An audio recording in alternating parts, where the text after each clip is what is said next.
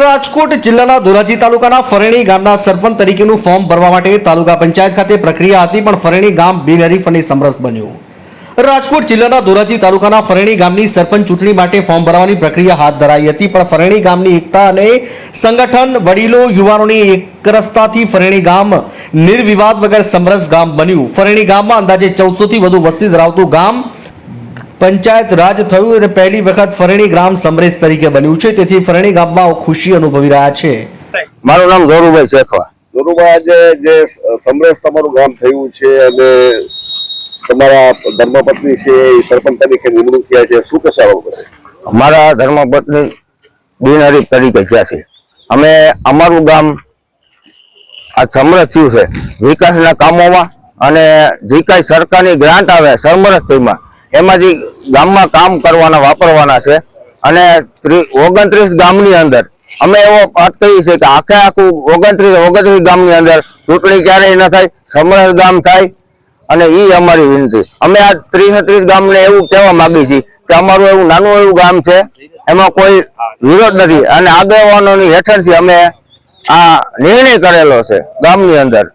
તો અમે એવું માની છીએ કે આ 30 ગામની અંદર સમરસ થાય અને સરકારશ્રીના જે કાંઈ લાભો હોય એ ગામના વિકાસમાં કામ આવે। અનંતભાઈ નાથભાઈ શેખવા। આજ જે તમારું ફરેણી ગામ છે સમરસ થયું છે, શું કહેશો? આજ પંચાયત રાજના સ્થાપના થઈ ત્યારથી પહેલી વખત અમારું ગામ આજે સમરસ થયું છે। અમારું ગામ નાનું છે, પણ દરેક કુટુંબો, દરેક જ્ઞાતિઓ એકબીજા સાથ સહકાર અને સંપીને રહે છે, એના કારણે આજે સમરસ થયું છે।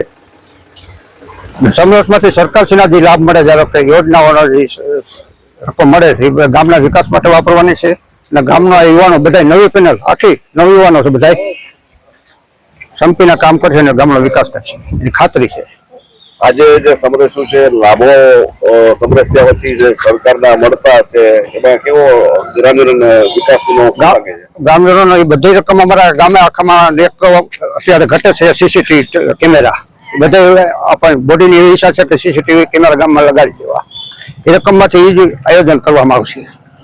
સરપંચ તરીકે એક મહિલા હીરાબેન જોરુભાઈ શેખવા નિમણૂક બિનહરીફ ચૂંટાયા છે, તેમનો પણ અનેરો ઉત્સાહ અને ઉમંગ લોકોમાં જોવા મળ્યો। નવા નિમેલા મહિલા સરપંચ ઈલાબેન શેખવા સરપંચ અને તેમની ટીમમાં જયદીપ, ભીખાભાઈ રાબડિયા, જોરુભાઈ, જીલુભાઈ શેખવા, મહેશભાઈ, ભીમજીભાઈ કપ્પુપરા, ગુલાબભાઈ, ઓધવદાસ રાઠોડ, ભાવનાબેન, મિતેશભાઈ વિરડિયા, શ્વેતાબેન, ગાંડુભાઈ વિરડિયા, મનીષાબેન, કાંતિભાઈ રાબડિયા અને ફરેણી ગામના યુવાનો, સરકારી ક્ષેત્રે આગેવાનો, દરેક જ્ઞાતિજનોની એકતા અને સહયોગથી સમરસ ગામ બન્યું છે।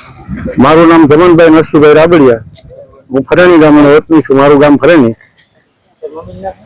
આજે જે ફરેણી ગામ સમરસ થયું છે, શું કહેશો? અને કેટલી જ્ઞાતિઓ છે, કેટલા મતદારો છે, અને આ સમરસ થવાથી કેવા ફાયદાઓને શું ખુશી વ્યક્ત કરો છો તમે? અમારે લગભગ મુમેડિયન સિવાય તમામ જ્ઞાતિ ગામમાં છે, અને સવાળી મળીને દે છે। અમારી 1400-1500ની વસ્તી છે, અને સમરસથી એમાં આખું ગામ ખૂબ રાજી છે, અને છોકરા ખૂબ કામ કરે છે, વિકાસના વગર છતાંય ખૂબ કામ કર્યા છે, સામાજિક કામ કર્યા છે, ધાર્મિક કામો ખૂબ કર્યા છે, અને હજી પણ કરશે એવું મને આશા છે।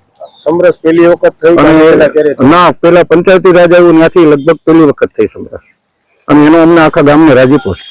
સરકારની યોજનાનો તમામ લાભો થકી વિકાસ થાય તેવી અને સહકારથી ફરેણી ગામ રળિયામણું બનશે તેવો વિશ્વાસ વ્યક્ત કરાયો હતો। ધોરાજીથી અલ્પેશ ત્રિવેદીનો રિપોર્ટ।